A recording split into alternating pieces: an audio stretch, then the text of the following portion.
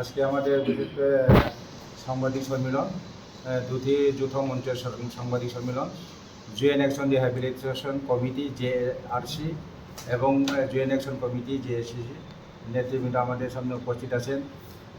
পাশরাম Tripura, LS ওনার নাম হচ্ছে আপনার থমাস ত্রিপুরা, এবং JSC সভাপতি উত্তম জয়রিয়াম, সেক্রেটারি লীলা চন্দ্র জমাতিয়া, এবং উপস্থিত আছেন আমাদের JRCর জেনারেল সেক্রেটারি অনন্ত কুমার জমাতিয়া, বিনোদ দেববর্মা, নারায়ণ দেববর্মা, এবং আরও আমাদের অ্যাক্টিভ Pre-98 এবং Post-98 রিটার্নিস। আমাদের পক্ষ হইতে সকল সাংবাদিক ভাইদের আন্তরিক এবং শুভেচ্ছা অভিনন্দন জানাই। আজকে বিশেষ করে আমাদের যে এই সাংবাদিক সম্মেলন ডাকা মূল বিষয় হলো, আমরা আমাদের দুটি সংগঠন ত্রিপুরা রাজ্যে বিগত 1995 থেকে আমরা সরকারের আহ্বানে এখানে অস্ত্র সমর্পণ এবং গোলা বারুদ সহ আত্মসমর্পণ করার পরেও আজকে 30-35 বছর অতিক্রান্ত হওয়ার পরেও রাজ্য সরকার কিন্তু আমাদের সুখ দুঃখ ওনারা দেখতেছে না। আমরা অনেক ভুক্তভোগী, যার ফলে আজকে আমরা বাধ্য হয়েছি উক্ত বিষয়ে আমাদের 9 দফা দাবি সম্পর্কে গত 8 তারিখ জুন আমরা আমাদের ত্রিপুরা উপজাতি কল্যাণ দপ্তরের মাননীয় মন্ত্রী বিকাশ দেববর্মা মহোদয়ের নিকট একটা মেমোরেন্ডাম সাবমিশন করেছিলাম। এক সপ্তাহের মধ্যে আমাদের সাথে আমাদের যে সমস্যাগুলো সমাধানের জন্য অফিসিয়াল লেভেলে একটা মিটিং বসার জন্য, কিন্তু উনি আমাদের এই যে 9 দফা দাবি যে মেমোরেন্ডাম সাবমিশন করা সেটাকে কোনো পাত্তা দেয়নি। এবং গতকালকেও আমরা এই বিষয়টিকে নিয়ে আমাদের উপজাতি কল্যাণ দপ্তরের অধিকর্তা সুভাশিস দাস গোর্খা বস্তিতে আমরাও গিয়েছিলাম, কিন্তু উনি আমাদেরকে কোনো ছাড়া দেয়নি। সুতরাং আমরা আজকে বাধ্য হয়ে আগামী 24 তারিখ জুন 2026 আসাম আগরতলা জাতীয় সড়ক 8 নম্বর এবং রেলওয়ে ট্র্যাক সাধুচন্দ্র পাড়াতে আজকে আমরা অনির্দিষ্টকালের জন্য রুট ব্লক এবং রেলওয়ে ব্লক করার জন্য ঘোষণা করতে বাধ্য হয়েছি। আপনারা সকলেই জানেন যে বিভিন্ন সময়ে রাজ্য সরকার আমাদের সাথে তালবাহনা করে চলছে যে আমাদের 9টি দফা দাবি, সেটা খুব কঠিন দাবি নয়, যে ত্রিপুরা রাজ্যে যেভাবে জনসাধারণকে দেওয়া হয়েছে এইসব দাবি। এই জন্য আমরা বলছি রাজ্য সরকারকে দ্রুত আমাদের যে আত্মসমর্পণকারীদের সমস্যাগুলো সমাধান করার জন্য। এর পূর্বে আমরা বহুবার তাদের সাথে সাক্ষাৎ করেছি, তাদের মিনিস্টার কোয়ার্টারে গিয়ে আমরা আলোচনা করছি, ওনার সরকারি অফিসে আমরা আলোচনা করছি, কিন্তু আমাদের সমস্যার জন্য কোনো কর্ণপাত করছে না।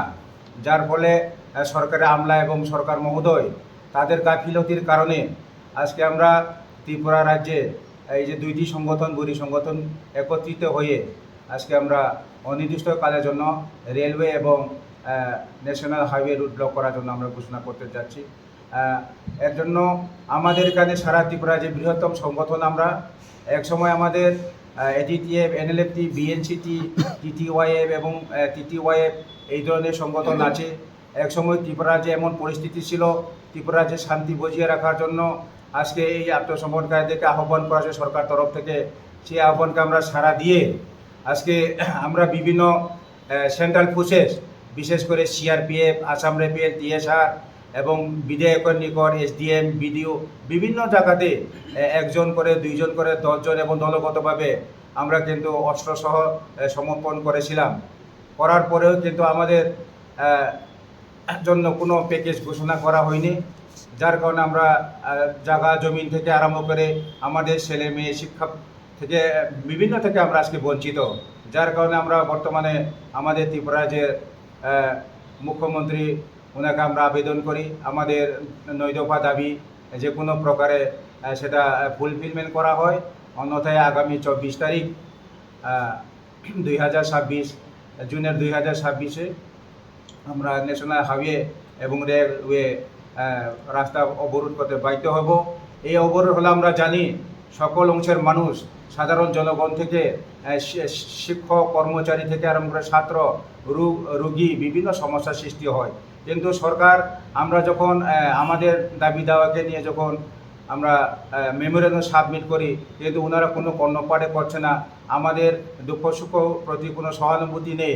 যার ফলে আজকে আমরা বাধ্য হয়ে এই সাংবাদিক সম্মেলনের মাধ্যমে সকল ত্রিপুরাবাসীকে আমরা জানিয়ে দিতে চাই আগামী 24 তারিখ জুন 2026-এ আমাদের যে ন্যাশনাল হাইওয়ে 8 নম্বর এবং রেলওয়ে আপনার ব্রিগুদাসবাড়ি আথুকোটাং এলাকাতে আমরা অবরোধ বসতে বাধ্য হইব।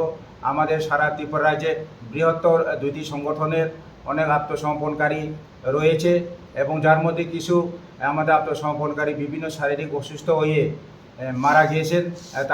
তাদের পরিবার সহকারে আমরা ওইখানে বসতে বাধ্য হব এবং পরবর্তী সময়ে যদি আমাদের এই 9 দফা দাবি যদি ফুলফিলমেন্ট করা না হয় তাহলে সমগ্র ত্রিপুরা যেখানে আমাদের রিটার্নিস্ট প্রভাব আছে সমস্ত মহকুমাতে অনির্দিষ্টকালের জন্য আমরা আমাদের পরিবার এবং আমাদের আত্মীয় স্বজনকে নিয়ে রাস্তা অবরোধ করতে বাধ্য হব। ধন্যবাদ। আপনি তো এর আগে আপনারা ঘোষণা দিয়েছিলেন, মন্ত্রীর সাথে কথা হয়েছে দফায় দফায়, কি বলছে